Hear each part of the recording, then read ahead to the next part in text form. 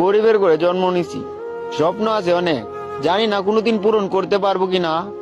হয়তোবা একদিন সফল হব, নয়তোবা সফলতার পিছনে ছুটতে ছুটতে এই পৃথিবী থেকে বিদায় নেব।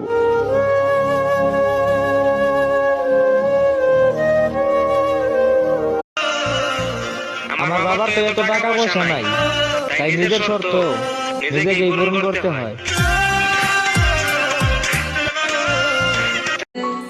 আমায় সাইরা যাইও না, আমায় ভুইলা যাইও না, তোমায় সারাই আমি পানে বাজবো না।